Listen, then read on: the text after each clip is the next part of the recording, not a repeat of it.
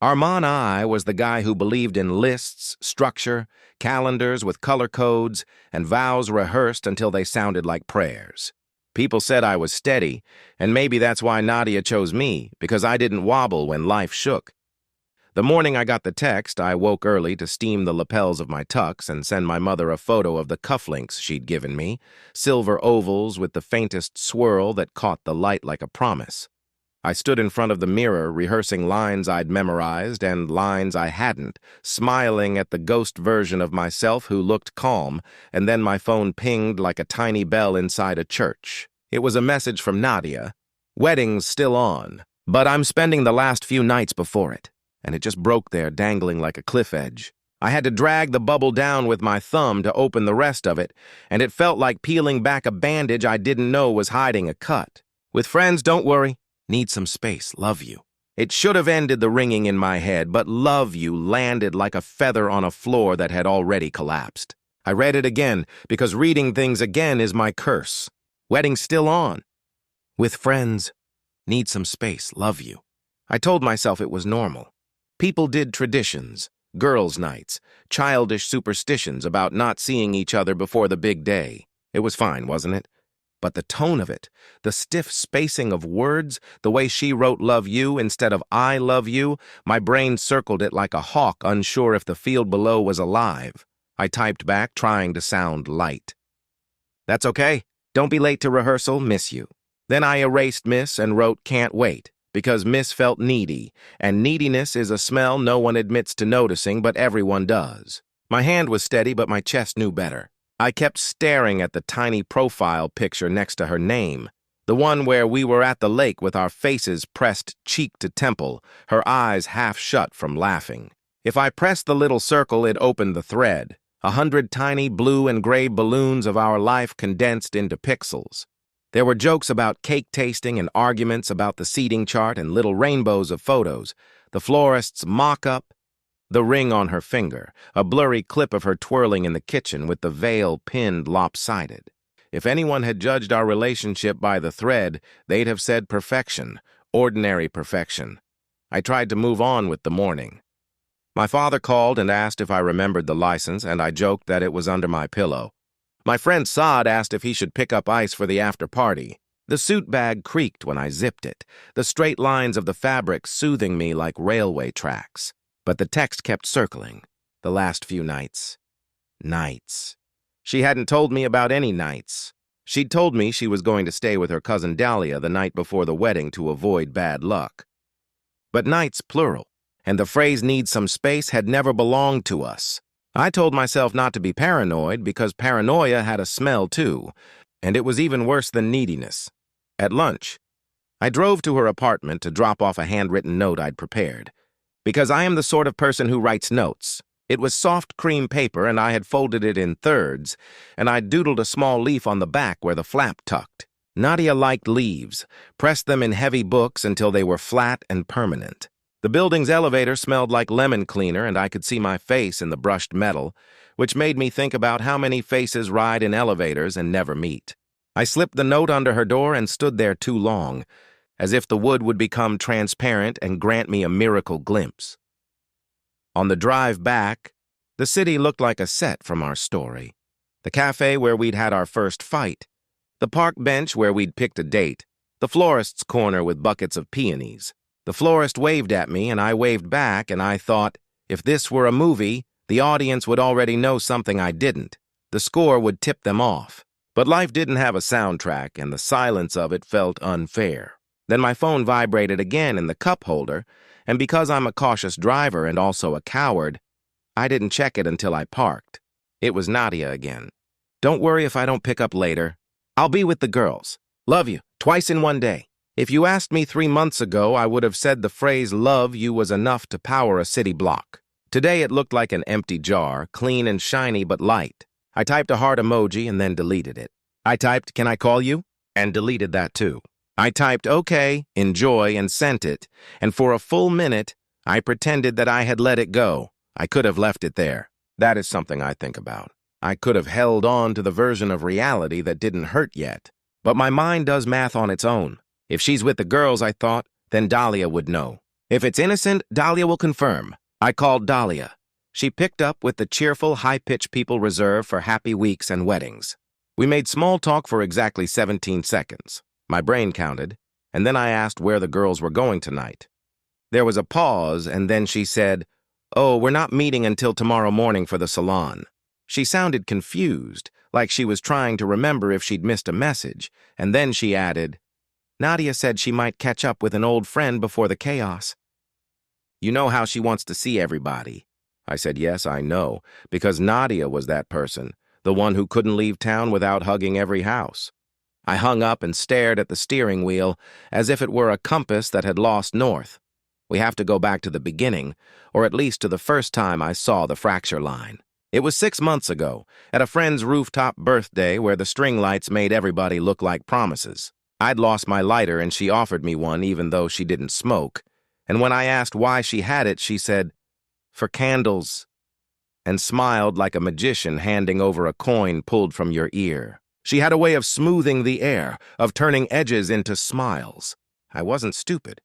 I saw how people looked at her. She was the gravity of any room, but she had always looked back at me with that dependable thread between us. When we got engaged, the world felt like it had clicked into its socket, as if a gear had been waiting for my particular tooth to press into it. We built the wedding like a ship, plank by plank. I knew where the cake would sit and where my aunt with the loud laugh would be tucked so microphones wouldn't pick her up. When you plan that many small things, you believe in the ship. I believed in the ship. The rehearsal dinner felt like a play where every line landed. My mother cried at the toast my father read off note cards. Nadia's sister got drunk and hugged me and whispered, "You better be as good as you seem," and laughed so I wouldn't take it too seriously. When Nadia squeezed my hand under the table, the squeeze contained entire paragraphs we didn't need to say out loud. My phone was face down. I wasn't checking anything. That was real. I hold on to that like a warm coin in my palm. But the next morning, that text, and suddenly I was somebody else. Someone who went through the day touching surfaces as if they might either steady or cut him. By late afternoon, Sayed persuaded me to meet him at a cafe 2 blocks from the venue to go over last-minute logistics. He is the sort of friend who believes in distractions as medicine and also in loyalty like it's a law. The cafe was half empty, sun slanting across the tables, a clink of cups like wind chimes. Sad said, "You okay?" And I said, "Fine." He said, "You don't have to lie to me before I buy the coffee." And I laughed because it was easier than explaining the peculiar dripping of dread I felt. He told me about the playlist he'd assembled and the backup playlist and the emergency backup in case the first 2 failed. And for 10 minutes I was a boy again, planning a surprise party with a friend, not a man wondering where his fiancée was spending nights. Then, as if summoned by the thread I'd tried to ignore, my phone buzzed on the table. A location pin from Nadia, no words, just a pin, dropped like a breadcrumb in a story. It was a boutique hotel across town, one of those places with velvet sofas and bathtubs you can wheel into.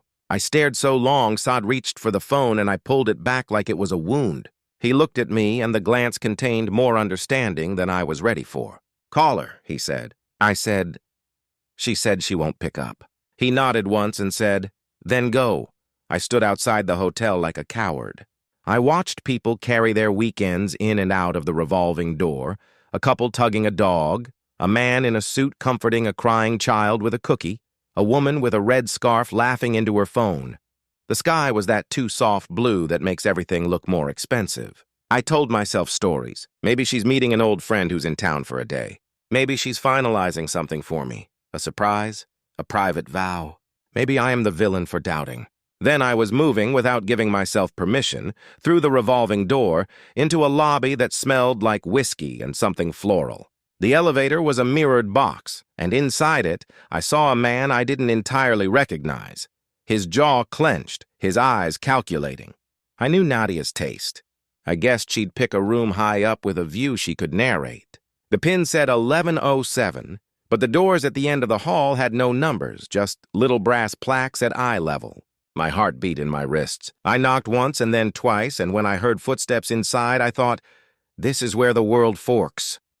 The door opened a few inches on the chain, and I saw her eye, then her mouth, the curve of her shoulder in a robe that wasn't hers. She said my name in a way that made my name feel suddenly like someone else's. I said, "Can we talk?" She looked over her shoulder the way people do in theaters when they know the scene has shifted.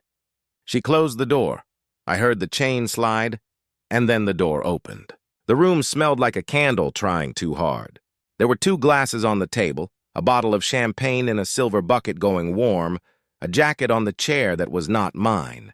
He came from the bathroom wiping his hands on a towel like someone in an advertisement for confidence. He looked older than me by a few years, handsome in a way that suggested he had been told so often enough to believe it. Nadia said, "Arman, this is Omar," like that. His name was the clean break. I can't describe the next 60 seconds without either sounding theatrical or dishonest. The mind goes blank but also bright. I noticed small things with blinding clarity. The way the ice melted into a single chunk in the bucket, the thread hanging from the robe sleeve, the reflection of the city in the window like shattered mirrors glued back together. I didn't shout. I didn't punch. I said, "We're getting married tomorrow." It came out as a fact I had to check with the room. Nadia said, "I know." Omar stood straighter but didn't step forward. I loved that I noticed that. The geometry of shame. I said, "Are you sleeping with him?" The word sleeping, like a threadbare blanket I was trying to throw over a fire. She said, "It's complicated." I laughed because the sound felt like a plank under my feet. I said, "No, it's not." And then the quiet stretched. Omar spoke first. He said, "This is all me, man. I didn't know you. I met her years before you. We had a thing and we—" He stopped because my face told him that whatever narrative compliment he was about to pay himself was not welcome. Nadia sat on the edge of the bed like a child about to confess to breaking something made of glass. She said, "I needed space. Everyone says that when they are hurting someone, as if space is a gift you hand over tied with string." I said, "Why send the pin?" And she said, "Because I didn't want to start our marriage with a lie," as if she was handing me an honesty prize. I walked to the window and looked out, because looking at the city was easier than looking at them. The glass held my face like another person's. I felt my life splitting its skin. There are moments when revenge plants its seed. People think it is an explosion, but it is a seed, a simple thought. I will not be the only one to carry this weight. The seed landed then, soft and certain. I turned around and said, "Thank you for the honesty." My voice sounded like a stranger who had borrowed my mouth. Nadia's eyes searched my face for the version of me she could predict. I didn't give it to her. I walked past Omar enough to smell his cologne, a clean, expensive spice, and memorized it because I would need it later. I picked up the champagne bottle, the label pebbled under my fingers, and set it down harder than necessary. I said, "You have until 7 to leave. The rehearsal starts at 7:30. If you're not there, I'll tell your parents you were sick. If you are there, I'll say nothing." Omar said, "Man," and I held up my hand the way you hold off a dog that isn't dangerous but doesn't know it. "You don't say my name," I said. "You don't have my permission to say my name." The shock of my calm scared me. They both nodded. In the elevator, the mirrored man stared back at me with a stillness I had never seen in myself. I stood in the lobby pretending to scroll my phone while my heart did arithmetic. Timelines, consequences, narratives. Revenge is not chaos. It's a plan that pretends to be a coincidence. I stepped outside into the soft blue, and the city didn't look like a set anymore. It looked like a board. I called Saad. He asked if he needed to come, and I said no, go to the venue, check the mics. Then I called my cousin Zara, who runs a small event agency and has a talent for extracting secrets from strangers in under 5 minutes. I said, "I need your help." She said, "Say the word," and I said the word, contingency. She didn't ask why. She gave me names, photographer, DJ, hairstylist, backup, the kind of people who can pivot a dream into a different shape in a day.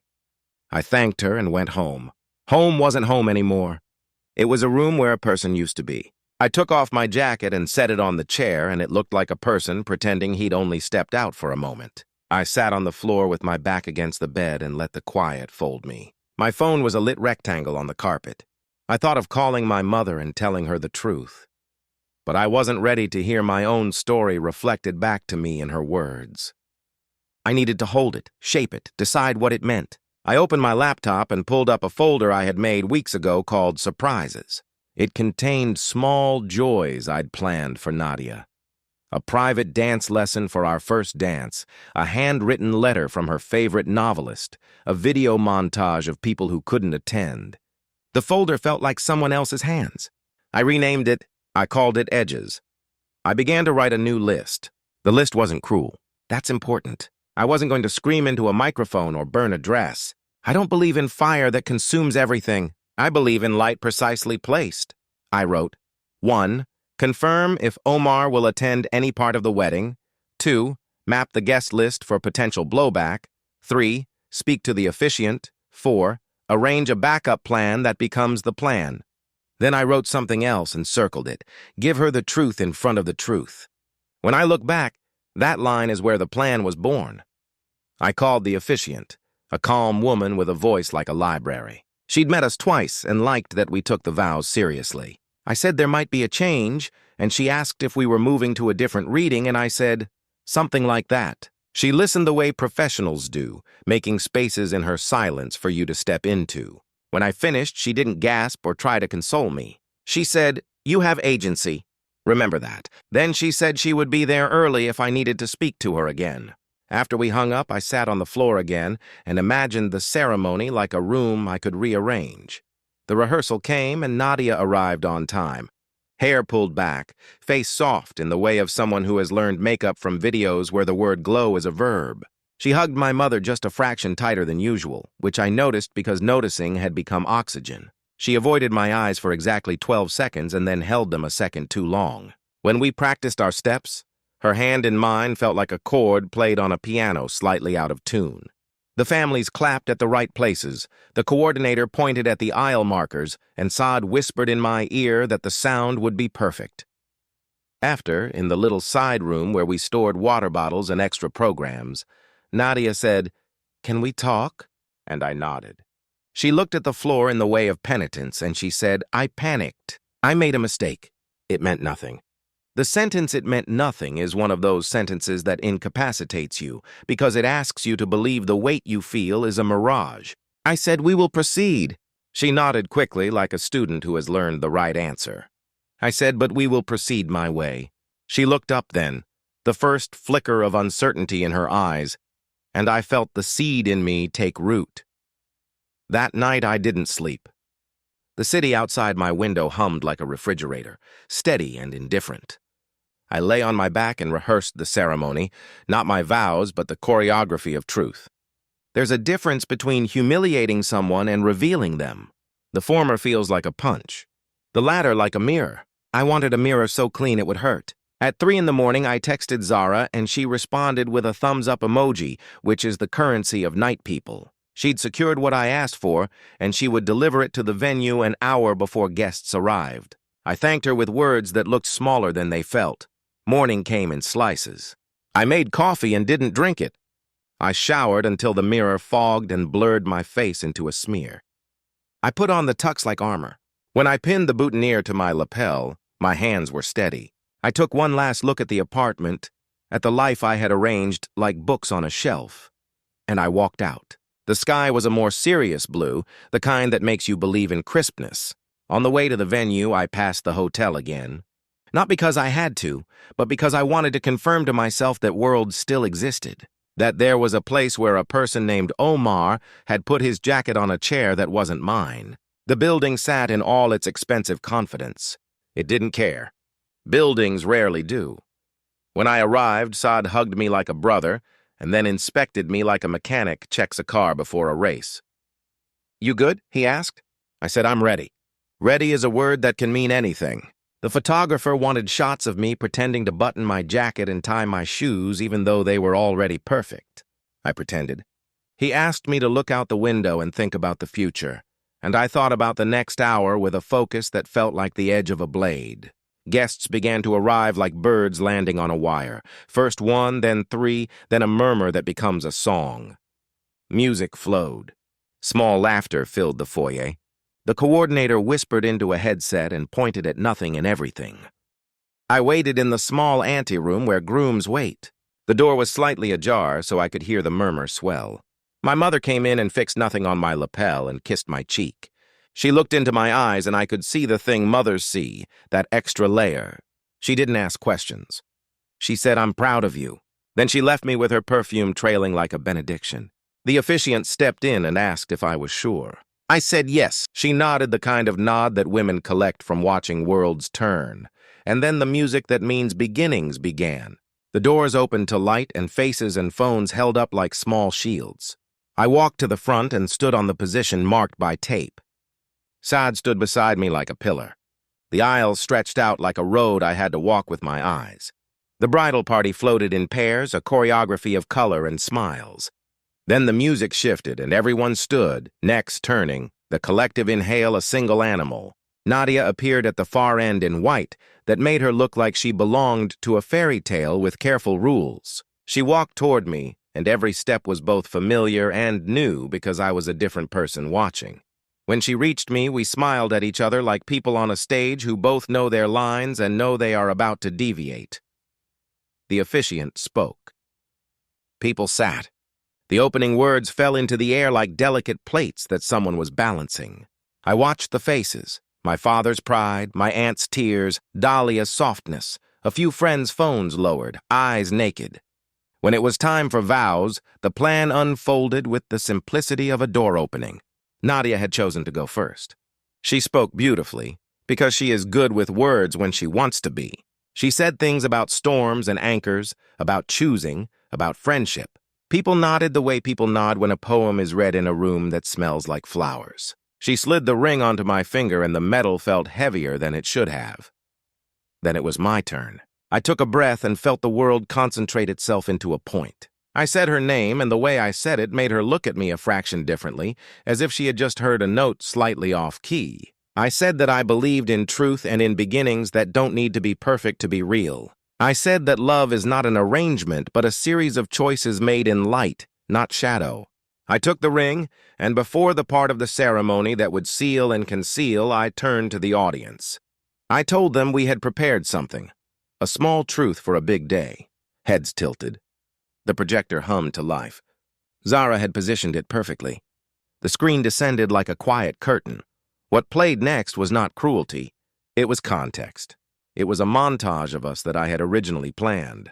A softened sequence of childhood photos, of the lake, of the kitchen twirl.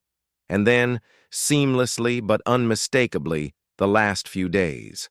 Not a violation of anyone's bedroom, not a hidden camera in a hotel room. Just the facts that anyone in the lobby, anyone with eyes, could have seen.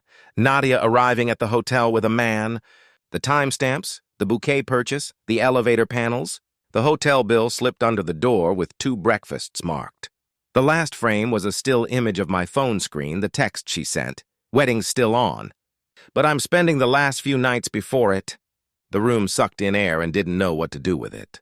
And I watched Nadia watch it, and in that watching, everything changed.